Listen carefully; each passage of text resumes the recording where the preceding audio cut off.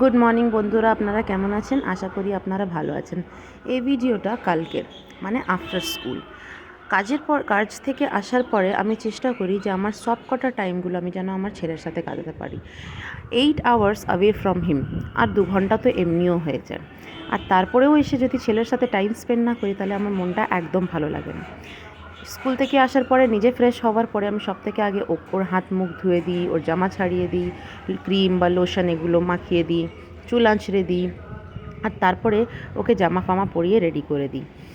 যেরকম সিজন সেরকমভাবেই okay ready করে পড়তে বসাই। এবং সবসময় কিন্তু আমাকে এটা হয় না যে রোজই পড়তে বসিয়ে দিই বাড়িতে এসে।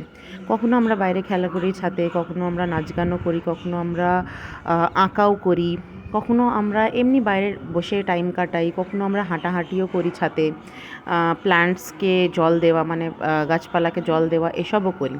আর এরকমই কেটে যায় আমার সন্ধেবেলা। আর তারপরে আমি যাই রান্নার দিকে। কিন্তু হ্যাঁ, তবে বুবুকে একটা ভালো হেলদি টিফিন দিয়ে তারপরেই রান্নার দিকে যাই। আর কাল রাত্রিরে রান্না করেছিলাম ডাল তড়কা। ডাল তড়কাটা কীভাবে করেছিলাম সেটা আপনাদের দেখিয়ে দিচ্ছি।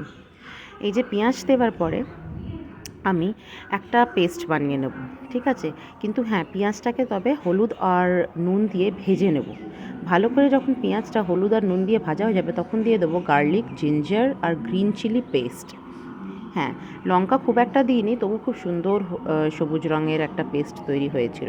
আর তারপরেই এটাকে ভাজতে ভাজতে দিয়ে দেবো একটু টমেটোমটা দিয়ে ভাজার পরে দিয়ে দেবো আমাদের যে, মানে আমি যে মশলাটা প্রতিবারই দিই সেই মশলাটা, সেটা হচ্ছে জিরে আর গোলমরিচের মশলা। এটা জিরে আর গোলমরিচটা আমি রোস্ট করে ভেজে একেবারে ডিবেতে রেখে দিই, সেটা আমার অনেক দিন যায়। আর এই মশলাটা কিন্তু এবারে রেডি হয়ে গেছে, দেখুন কড়াটা ছেড়ে দিচ্ছে। যখনই মশলা কড়া ছেড়ে দেবে ভাববেন মশলাটা রেডি। আর তারপরেই দিয়ে দিলাম ডালটা। এবারে ডালটা দিয়ে কিছুক্ষণ চালানোর পরেই ডালটা প্রায় রেডি। আচ্ছা, এটা তো হয়ে গেল আমাদের ডাল। কিন্তু ডাল তড়কা মানে ডালের তড়কাটা তো দিতেই হবে। এই তড়কা দেওয়াটাই একটা আর্ট, মানে এটা মানে তড়কাটা দিলেই আপনার ডালের টেস্টটা অটোমেটিক বেড়ে যায়। আর এবার তেলটা গরম হয়ে যাবার পরে ওতে কী কী দিয়ে দিচ্ছি সেটাও আপনাদের দেখিয়ে দেবো। তাতে দেব কাঁচা লঙ্কা, পেঁয়াজ, টমেটো, আদা আর রসুন এভাবে কেটে। এটা কিন্তু হাই ফ্লেমে এই সব কটা জিনিসগুলোকে আমাদের ভালো করে ভেজে নিতে হবে।